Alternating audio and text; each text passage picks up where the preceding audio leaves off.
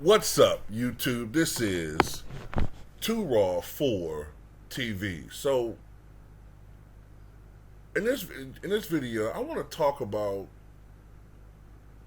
something that I allude to a lot, and I kind of will gravitate into explaining my feelings about the media, but the video may be something about something else, so I don't want to focus too long on that, and I'll bring it back to the topic at hand.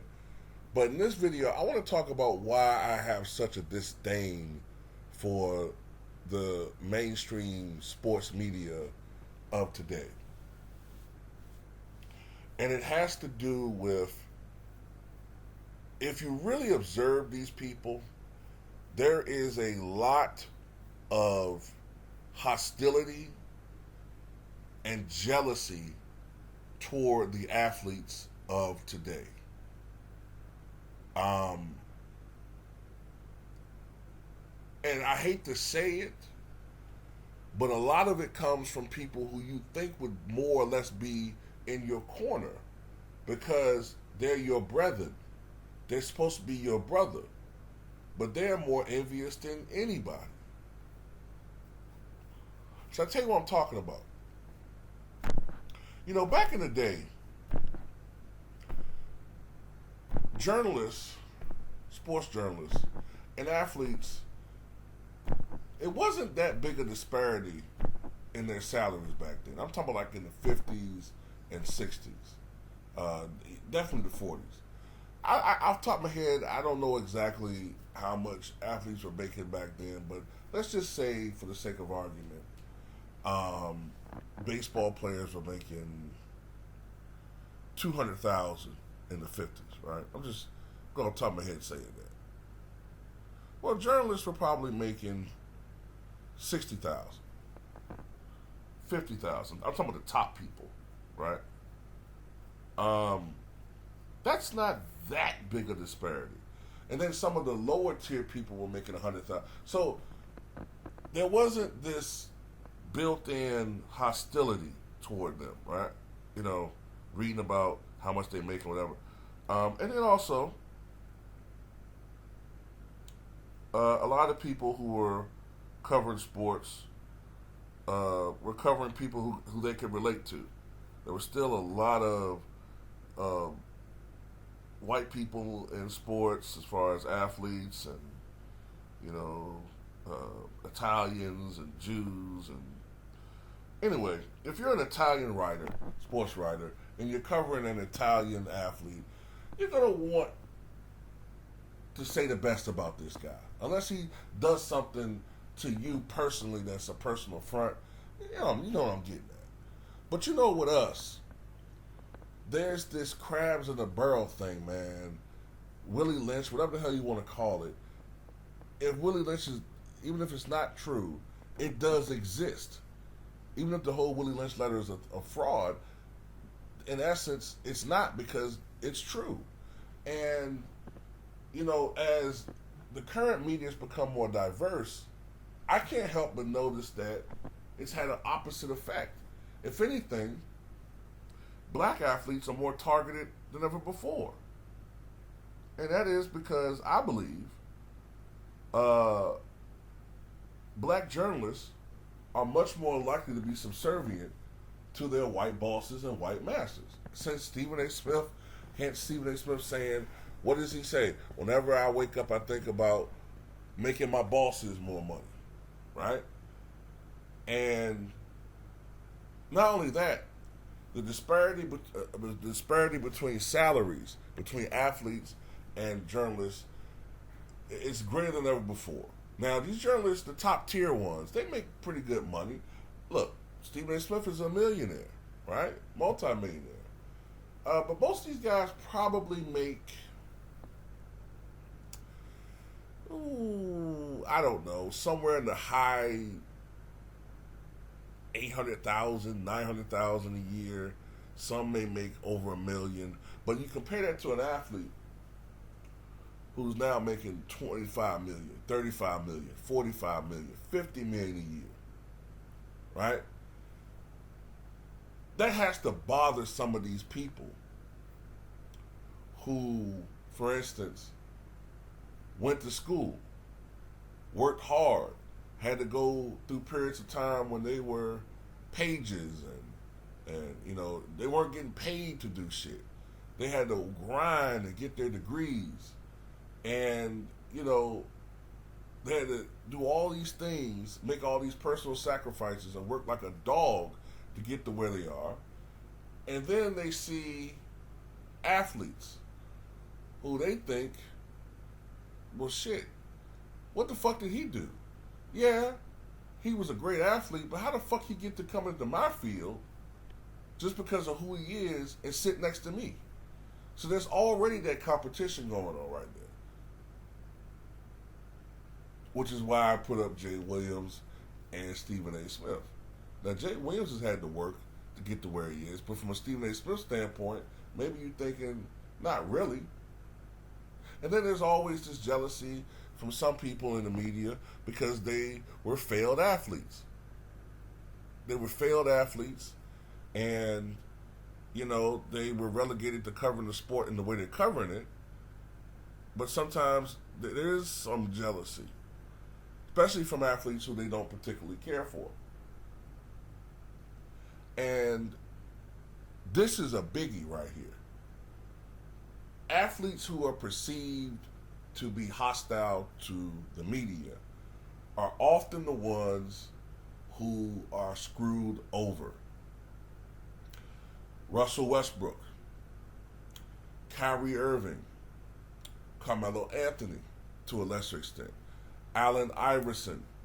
These are all athletes who have had a history of being somewhat prickly with the media. Not the friendliest interviewer. Sometimes downright disrespectful. Now, I'm not going to lie. Russ has been especially bad with the media.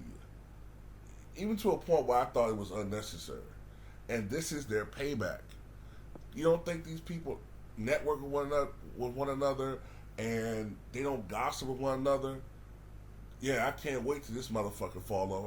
We're going to fuck with this motherfucker. Yeah, they do that shit.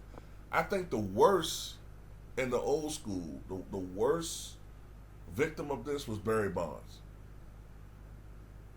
I mean, Barry Bonds, to tell you how bad it was, Barry Bonds had, to me, from 2001 to 2004, probably the greatest offensive run in the history of Major League Baseball. And yet he still wound up, he broke the record, right? Season record and career record for home runs. And he still got whiteballed out of baseball.